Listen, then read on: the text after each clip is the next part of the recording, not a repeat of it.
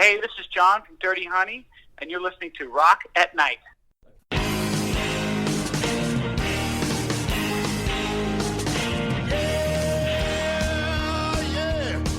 you ready? Hey, tonight I'm gonna take you on a little trip. We're going down south by the mighty Mississippi. I'm gonna take you to a place where lights never dim. Bring your mother, your brother, and your best friend. I'm gonna show you where they dance out in the street. They'll tell you all about your body heat. I'm not gonna talk about it, just gonna do it. Get on down, if you feel up good. Get on down. Hi, John. This is Charisse Hello? with Rock at Night. We finally are connecting. Yes, hey, I'm so sorry. It's good to talk to you. How are you? I'm fine. I'm here in Tampa Bay. I'm trying to figure out where to begin. It seems like a whirlwind for the last 2 years for you guys. It certainly has been, yeah. It's been very quick, in a way, yeah. You all just finished touring with Slash. Yeah, we did 10 dates with him. Well, I think we did 7 this year. We did 3 last year. Now, the 3 last year were really our first shows in terms of real shows. You know, when we got management, that was like the first thing he kind of booked us. Wow. So that's pretty awesome. Yeah.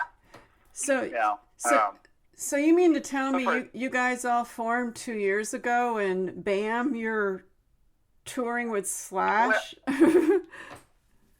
Yeah, it's kind of that crazy. The singer and I have known each other the longest, about 6 years, like the whole time we've been in LA, or longer, actually, 7. And then I met the bass player, Justin. So the singer, Mark, I've known for a long time, and I played in his like sort of bar band where he had some of his own originals, but by and large the gigs were just bar band gigs. Mm-hmm. And you know, for a long time it was just my way of keeping rock and roll in my life in this LA landscape of doing other things musically. You know, I was playing with Mark, and then I brought in Justin because the bass player we had was going to leave, and Justin and I met through our circles of sort of musicians in LA, and he just is rock and roll, in my opinion.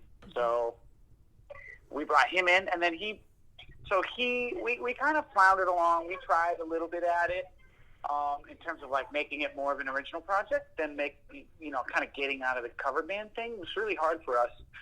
It's really hard to find a drum chair, and when Justin finally brought in Corey, kind of just as a sub on one of the cover band gigs, and he was like, yo, I really want to do this, I'll be in the band. And he was kind of the first person who was awesome and also said that. So, yeah, there's no shortage of people who want to be in a band, but we wanted somebody really good. I mean, we're in LA. So once he was in, there was a few months of still kind of the same speed, and then we made a music video. We got the attention of our current manager, who had been a longtime friend of we've known about our manager for many years. Mm-hmm. And he's seen us play in the cover band days, and just never really took a serious interest because we weren't really doing anything serious. And so the 2-year mark is Dirty Honey was born once Corey joined on drums. That's when we named it Dirty Honey. That's when it stopped being, that's when it became serious, and that's when all the songs started being written. We shot videos of them. We got, the attention of our manager, and then once he really jumped on, which was really when he heard When I'm Gone, our current single, and he was like, no questions asked, I can put this on the radio. That's really when it flew, and I think that he booked us, Slash to show us what he could do. It was really, and not that we didn't believe him. We already knew his kind of track record, but he was like, hey, I got some gigs for you guys. Do you want to open for Slash? And I remember we were all like, yeah. And he was like, good. Well, I already said yes, so. Wow. Yeah.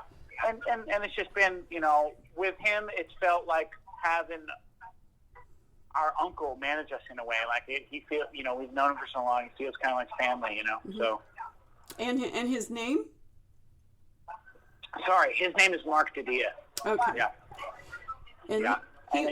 he was in the corporate world for a long time, wasn't he? And...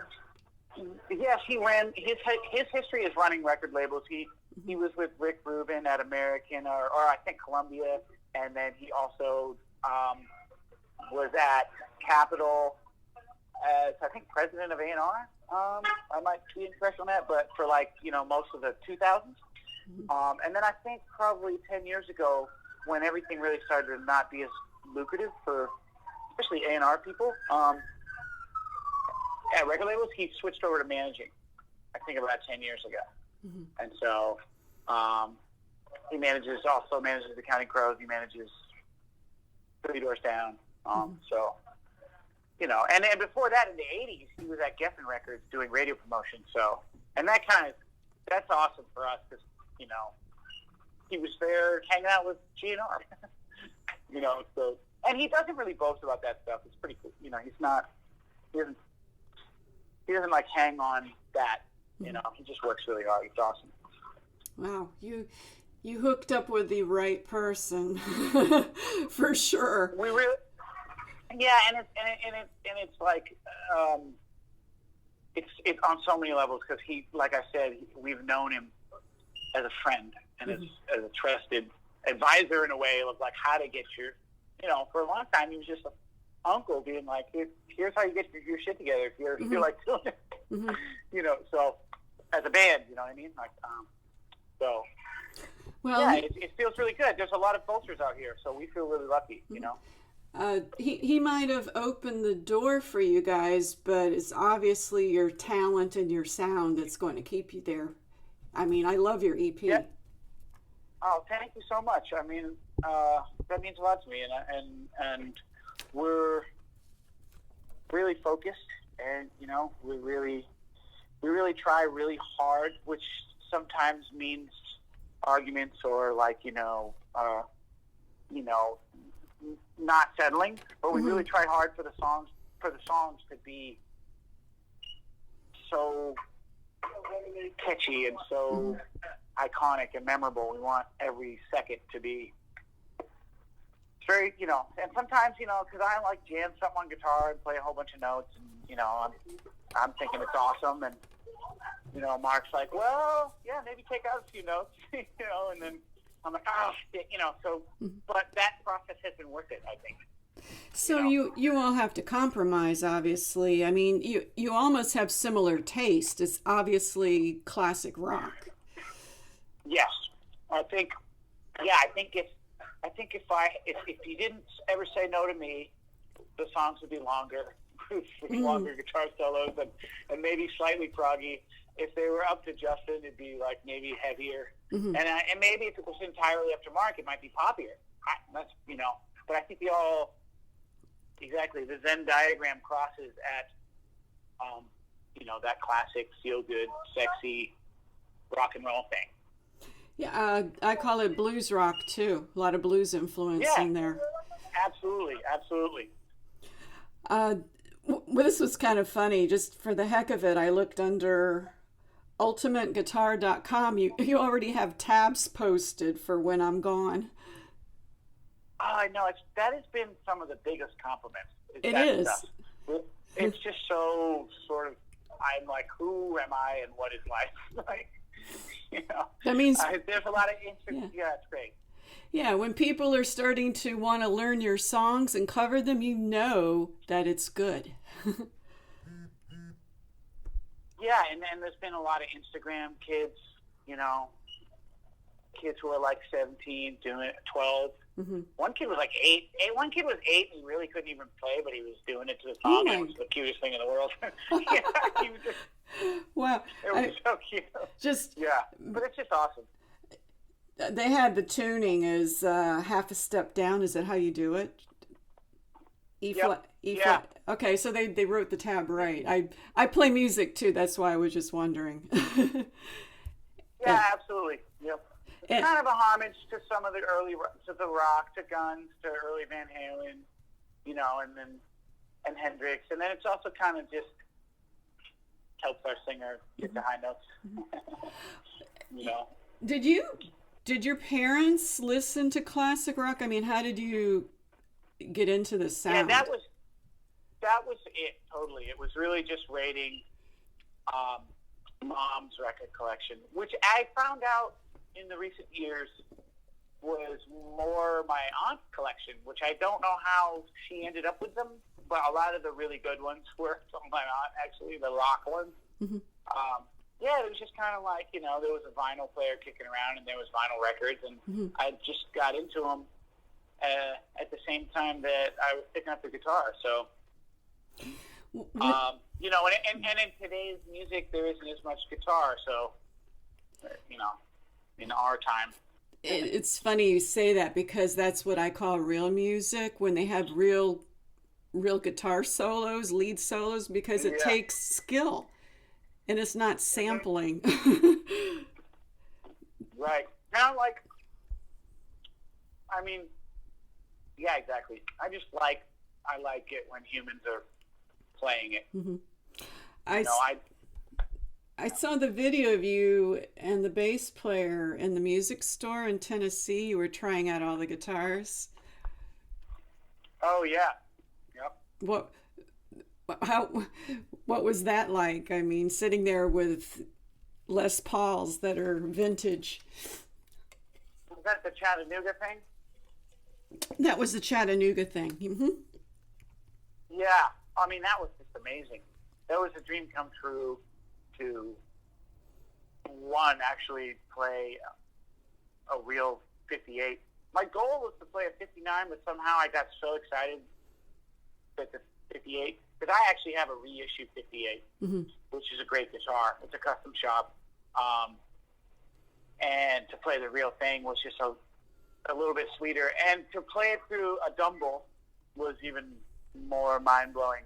I don't know if you're familiar with Dumble amps, but... No.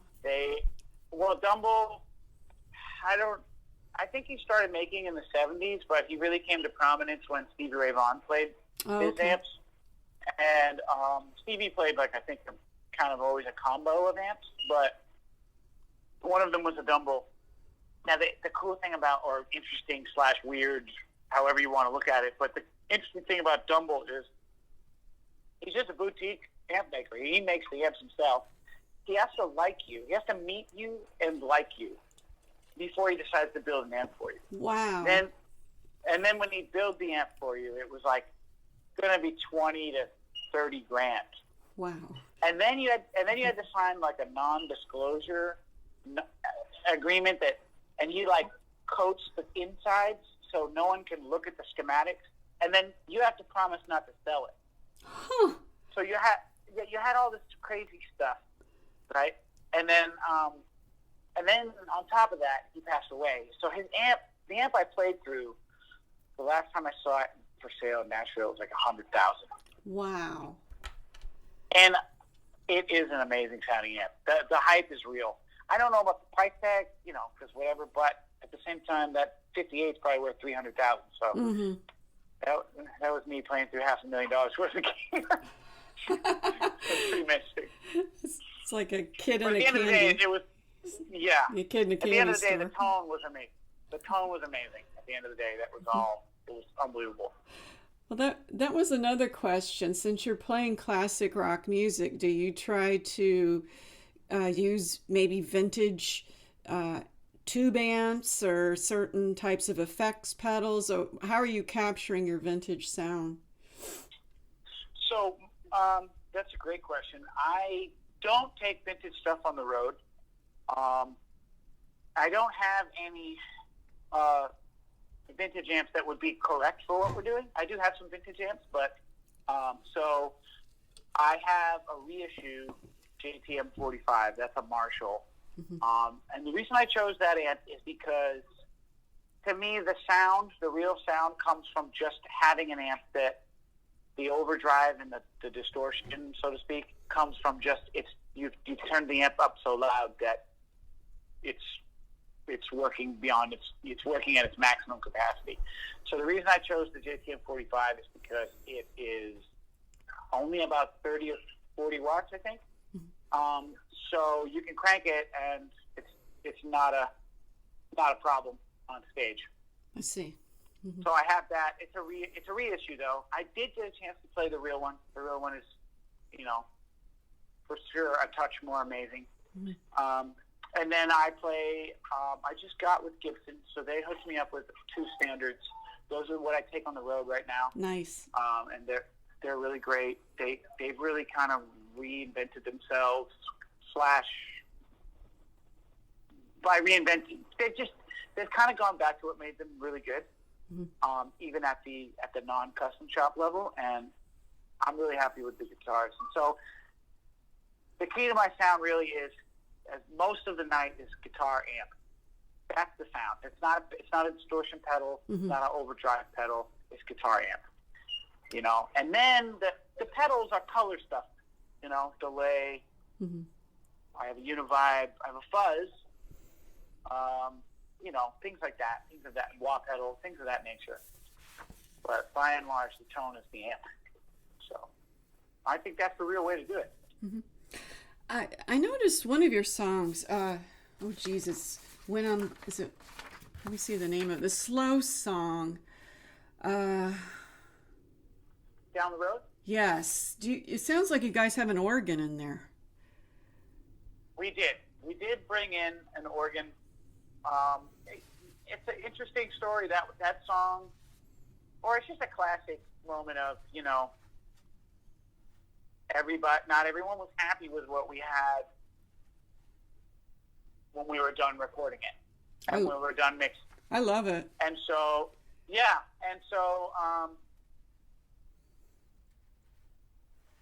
I called out a friend from New Orleans, who is a great organist, and I've, known him a long time. And I was like, well, Mark really wanted organ. And I said, well, if we're going to get organ, let's get my friend. And so we did it. And everybody was happy with it. Yeah, it's funny. But we've been playing it live so long without it that it's still just the way we do it. But it's nice to have that little, I guess, extra bump, of texture. It really fleshed it out. It's totally Black Crowes made me think of that. Of course, I'm sure everybody tells you all the time. You sound like Guns N' Roses, Aerosmith, Black Crowes. I'm a fan of Magpie Salute, Rich Robinson's new band. Okay. I noticed. Cool. Well, I go for like Humble Pie, the really old stuff, but I saw you guys open for the Who. Yeah, that was amazing. Oh my God, that's bucket list. Yeah, it was a total bucket list. It was a dream come true. Play original music in an arena. That was the first one. So, wow. And we got off stage, and Bill Kirbishley, their manager, shook hands with Mark, the singer, and gave us like genuine compliment, and he was like, "You guys are really great." And we got to meet Roger at the end. He was very nice. And it was just awesome. You get, for me, the really special moment was sneaking into the sound check and listening to them sound check. Wow. That's something else. It seems like you've been doing nonstop touring, mostly the festival circuit, but I noticed too, you guys went to Byron Bay Blues Fest. No, we didn't. Actually. You didn't? Oh, because I said Byron. I thought it said Byron Bay. Wasn't it the Blues Fest in Australia? No, that's actually where we made the album.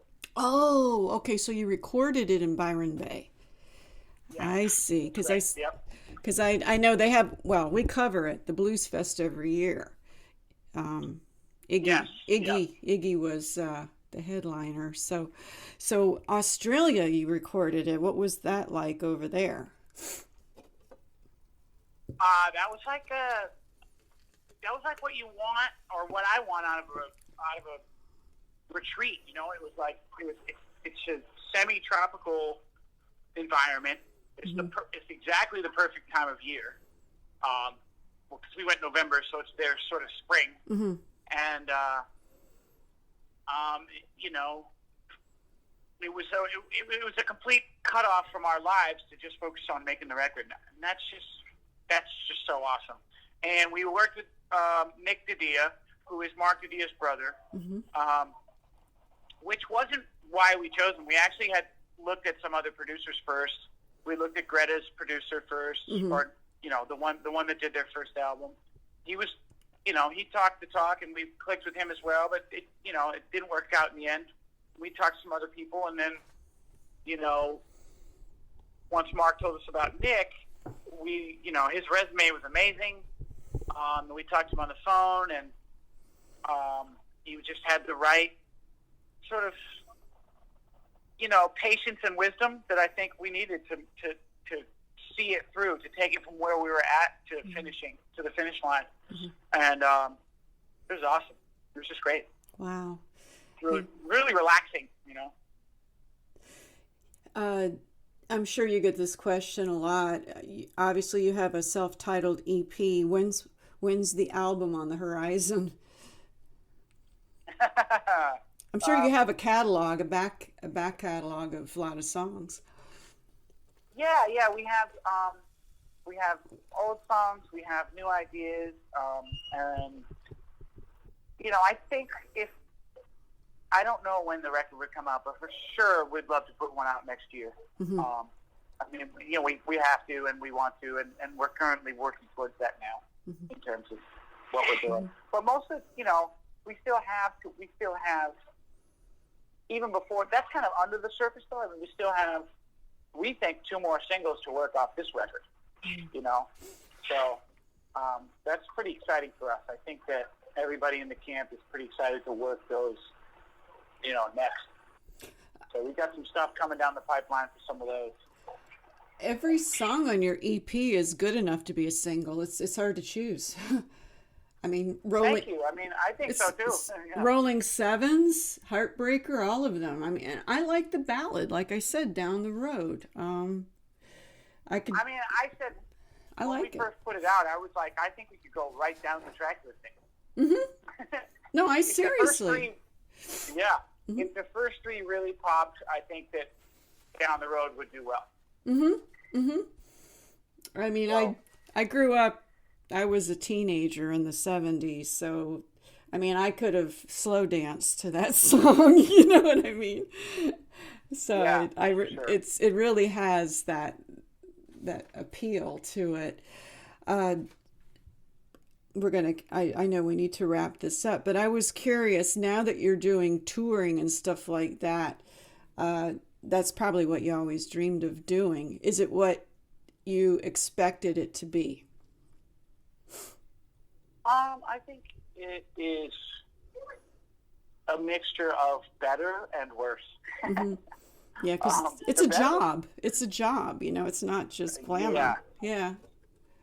No, it's like the better part is the show. The show. Even we did our first tour with Red Sun Rising and Goodbye June was sort of humble. I think for all 3 bands, it was smaller. We played very small venues, and but we won people over every night. So it was obviously the 30-minute set is always the reward, and then at the merch table when we're meeting everyone, doing photos and selling merch, and it's going well, that kind of makes the next 15-hour drive we have, which is the worst. That part's worse than we thought.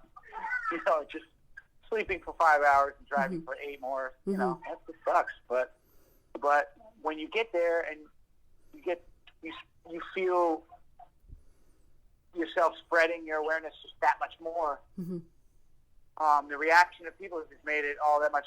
That's the part that was better than I could have imagined. Wow. Yeah, the people forget about the reality of sitting in a cramped bus and eating fast food and trying to sleep and, all that kind of thing. Oh, absolutely, yeah. And we've done really good at not eating fast food. I will say that. We hold out. We'll find like a Whole Foods, like a 20-minute drop, get enough, so because that would be a killer, Yeah. That sort of stuff. No, And you're around the same 4 guys all the time. you got to find your little personal time. That's what I hear from people. So, man, you've got, geez, you'll be with Alter Bridge and Skillet.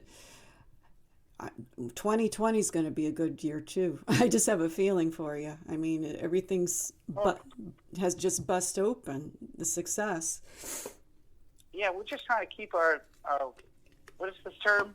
Nose to the grindstone, and just keep working and keep writing and keep touring. And hopefully, when we gasp for air at some point, there'll be fruit to eat. Will you be going to the UK in the near future? Maybe winter or? I mean, we'd love to go. There's nothing, nothing on the books. Mm-hmm. But yeah, I mean, I think that we would do really well there. Yeah, we cover I think there, Manchester and London. So.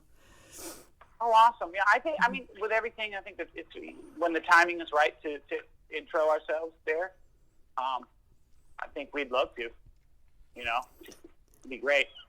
But I really appreciate support from you, people like you, and it's in these early days, it's everything. So.